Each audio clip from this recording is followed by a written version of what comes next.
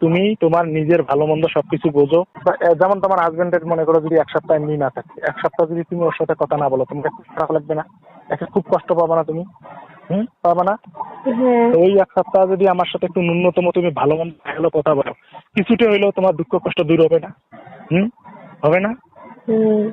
কিন্তু তুমি আমার কথা কখনো রেকর্ড করবো না, কখনোই কাউরের সাথে কথা শেয়ার করবো না, কথা বলা শেষ করে কল লিস্ট গুলো কেটে দিবা। কেটে দাও না? তুমি যদি এইভাবে সারা জীবন থাকে তোমার নিজের যৌবন নষ্ট করতে চাও, সেটা করো। তুমি খালি আমাকে একটা প্রশ্নের উত্তর দাও তো, তোমার এখন যেরকম যৌবন আছে, শরীরে যেরকম চাইতে আছে, তোমার হাজবেন্ড যদি 7 বছর পর আসে, 7 বছর পর তোমার শরীরের এইরকম যৌবন থাকবে, এরকম চাইতে থাকবে? তোমার এখন বয়স 25, তখন বয়স 25 থাকবে? থাকবে? থাকবে? হ্যাঁ, তা সেটা তুমি যদি তোমার মাঝে মাঝে মানে 1 মাস 2 মাস বা সপ্তাহে বা 15 দিনে কখনো যদি মনে করো তোমার ন্যূনতম এনজয় করার ইচ্ছা থাকে, মনে করো গোপনে যদি আমার সাথে তোমার মোটিভিটি চেঞ্জ হয়, তুমি যদি এনজয় করো, সেটা কি তোমার জন্য ভালো হবে না খারাপ হবে? যদি তোমার মন মানসিকতা চেঞ্জ হয়, তখন তোমার সেটা ভালো হবে না খারাপ হবে? বলো, কি মনে হয় তোমার? ওরকম চিন্তা ভাবনা আমি করি না। আচ্ছা ঠিক আছে, তোমার প্রতি আমার 3টে পরামর্শ।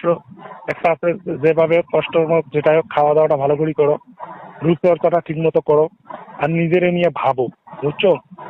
নিজের ভালো নিজেকেই বুঝতে হয়। এই যে তুমি এত কষ্ট করে থাকতেছো, একটা লোক তোমাদের সাথে বাটপাড়ি করলো, ওই যে তোমার নিজের রূপ যৌবন নষ্ট হয়ে যাচ্ছে, কোনো কিছু নেই। ওই জন্য নিজের ঠিক রাখার জন্য সমাজকে গোপন রেখে নিজের যতটুক ভালো, নিজের যতটুক করা যায় এতটুক করতে হবে।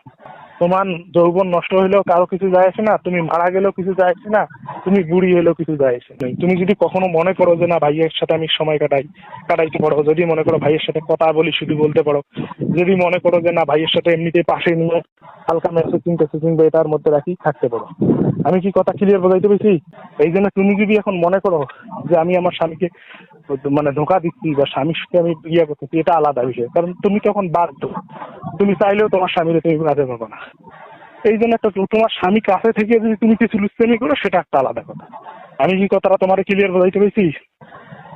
ওই জন্য তোমার মন মানসিকতা যখন চেঞ্জ হবে, তোমার যখন কোনো কিছু মনে হবে, তখন আমাকে ডাকবা বা আমার সাথে কথা বলবা, যেটা ভালো লাগে সেটা করবে।